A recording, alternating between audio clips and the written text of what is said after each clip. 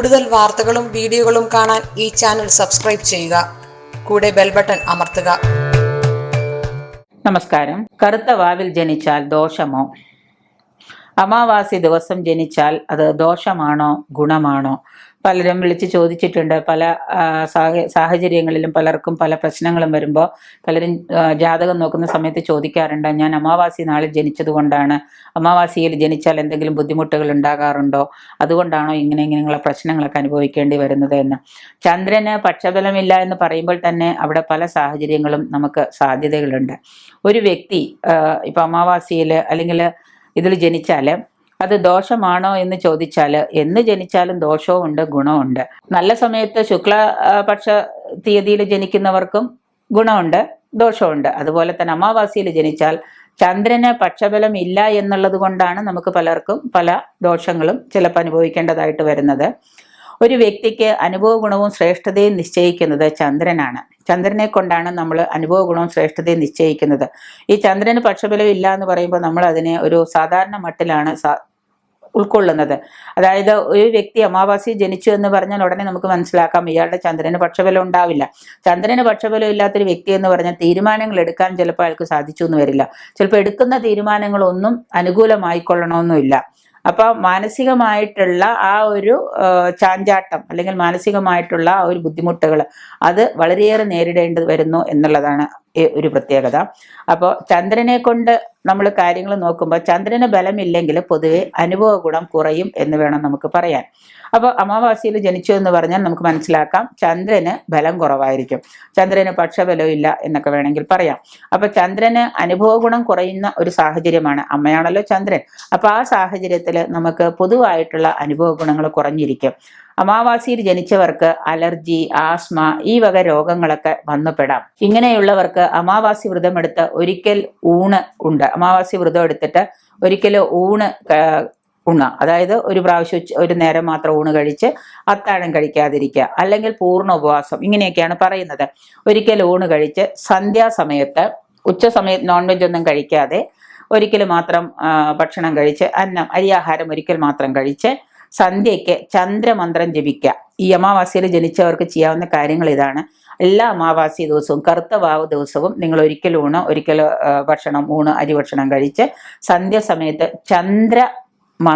ചന്ദ്രമന്ത്രം ഉണ്ട്, അത് ജപിക്കാം.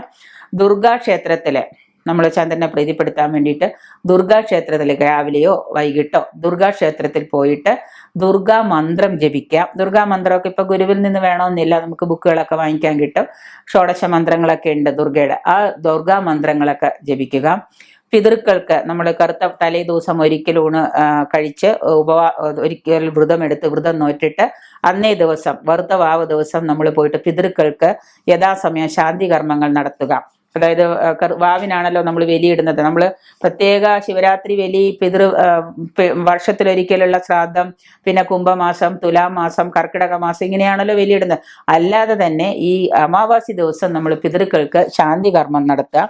അന്നേ ദിവസം മന്ത്രം ജപിക്കുക. സന്ധ്യാസമയത്ത് സന്ധ്യയ്ക്ക് സൂര്യൻ അസ്തമിക്കുന്നതോടുകൂടി തന്നെ ചന്ദ്രന് നമ്മൾ ചന്ദ്രമന്ത്രം ജപിക്കുക. ദുർഗാക്ഷേത്രത്തിൽ പോയിട്ട് ദുർഗയ്ക്ക് വെളുത്ത പൂക്കൾ കൊണ്ട് പുഷ്പാഞ്ജലി ചെയ്യുക. കാക്കയ്ക്ക് ഭക്ഷണം കൊടുക്കുക. കാക്കയ്ക്ക് കുറച്ച് നല്ല ഭക്ഷണം, എള്ളും എണ്ണയൊക്കെ കൂട്ടിക്കുഴച്ച് നല്ലൊരു ഭക്ഷണം കാക്കയ്ക്ക് കൊടുക്കുക.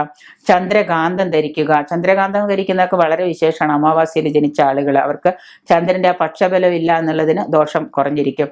ഇത്തരത്തിലുള്ള യഥാവിധി പ്രായശ്ചിത്തങ്ങളൊക്കെ ചെയ്യുന്നത് കൊണ്ട് നമുക്ക് ഈ അമാവാസിയിൽ ജനിച്ചവരുടെ ദോഷങ്ങൾ പൂർണ്ണതയിൽ അമാവാസിയിൽ ജനിക്കുന്നവർക്ക് ചില കാര്യങ്ങൾ തടസ്സം വന്നു ചേരാം ജീവിതത്തിൽ. ഞാൻ പറഞ്ഞല്ലോ ചന്ദ്രന് പക്ഷബലം ഇല്ല എന്ന് പറയുമ്പോൾ അവിടെ സംഭവിക്കുന്നത് ഇതാണ്, നമുക്കൊരു തീരുമാനങ്ങൾ എടുക്കാൻ പറ്റില്ല. ചിലവർക്ക് ചന്ദ്രന്റെ പക്ഷബലം ഇല്ലാതെ മാനസികമായിട്ട് ഭയങ്കര സ്ട്രെസ്സും പ്രശ്നങ്ങളും മെന്റൽ ടെൻഷനും ഉണ്ടാവും. അതങ്ങനെ കൂടിയാണ് ഡിപ്രഷനിലേക്ക് വരിക.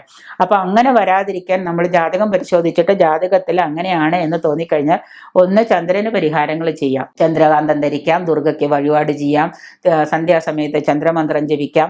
ചന്ദ്രന്റെ മന്ത്രങ്ങൾ നമ്മൾ എപ്പോഴും ഇങ്ങനെ ചാൻഡ് ചെയ്തുകൊണ്ട് നടക്കുക. ഇങ്ങനെയൊക്കെ ചെയ്യുമ്പോൾ നമ്മുടെ ദോഷമുള്ള ഗ്രഹം ഏതാണോ അതിനെ നമ്മൾ ഇങ്ങനെ കൂടുതൽ കൂടുതൽ കൂടുതൽ എപ്പോഴും ഓർക്കുമ്പോൾ നമുക്ക് അതിലേക്ക് കൂടുതൽ നമ്മൾ എന്തായിരിക്കും അഡിക്റ്റഡ് ആവും. അങ്ങനെ ആവുമ്പോൾ ആ സമയത്ത് അതിന്റെ ദോഷം നമ്മളിലേക്ക് കുറയും. അത്രയേ ഉള്ളൂ. അപ്പൊ ആ ഒരു കാര്യങ്ങൾ സ്ഥിരമായിട്ട് നമ്മൾ ചെയ്യുക. കാക്കയ്ക്ക് ഭക്ഷണം കൊടുക്കുക, പിതൃക്കൾക്ക് ബലിയിടുക. അച്ഛനമ്മമാരൊക്കെ ജീവിച്ചിരിക്കുന്നില്ല എങ്കിൽ അച്ഛനമ്മമാർക്കൊക്കെ പോയിട്ട് എല്ലാ വാവിനും പോയിട്ട് നമ്മൾ ഒരിക്കലും ഉണ്ടിട്ട് ഉപവാസം എടുക്കണ്ട, ഒരിക്കലും എടുത്തിട്ട് പോയിട്ട് അന്നേ സമൃദ്ധ രാവിലെ പോയിട്ട് ബലി അർപ്പിക്കുക, ശാന്തി കർമ്മങ്ങൾ ചെയ്യുക. ഇങ്ങനെയൊക്കെ ചെയ്തു കഴിഞ്ഞാൽ തീർച്ചയായിട്ടും നമ്മളുടെ ഈ അമാവാസിയിൽ ജനിച്ച ദോഷങ്ങൾക്ക് ഒരു പരിധിയെന്നല്ല, ഏതാണ്ട് 99% അതിന്റെ കാഠിന്യം കുറയുകയും അതിന്റെ ദോഷങ്ങൾ മാറുകയും ചെയ്യും. ഈ മനസ്സിന് ബലമില്ലാത്തവരും മനസ്സ് വല്ലാതെ എപ്പോഴും അപ്സെറ്റ് ആവുന്ന ആളുകൾ, എന്തെങ്കിലും പറഞ്ഞു കഴിഞ്ഞാൽ ഒരു തീരുമാനം എടുക്കാൻ പറ്റാത്ത ആളുകൾ, പലതരത്തിലുള്ള സംശയരോഗങ്ങൾ, അങ്ങനെയൊക്കെയുള്ള ആൾക്കാർക്ക് ചെയ്യാവുന്ന പ്രതിവിധികളൊക്കെയാണ് നമ്മൾ ഈ പറഞ്ഞിട്ടുള്ളത്. ഇങ്ങനെയുള്ള കാര്യങ്ങളൊക്കെ ചെയ്ത് ചന്ദ്രന് ബലം കൊടുത്ത ചന്ദ്രനാണ് മനസ്സ്, അതിന് ബലം കൊടുത്തു കഴിഞ്ഞാൽ എന്താണ്, നമുക്ക് ഒരുപാട് കാര്യങ്ങൾക്ക് മാറ്റം വരും. നമ്മളുടെ പകുതി പ്രശ്നങ്ങളും അതോടെ തീരുകയും ചെയ്യും. അപ്പൊ ഈ പോലെയുള്ള കാര്യങ്ങളൊക്കെ നിങ്ങൾ ചെയ്യാൻ ശ്രമിക്കുക. ചന്ദ്രകാന്തം എടുത്തിട്ട് ധരിക്കാം, ചന്ദ്രയന്ത്രം ധരിക്കാം. ഇതൊക്കെ ചെയ്തു കഴിഞ്ഞാൽ നല്ല ആശ്വാസം കിട്ടും.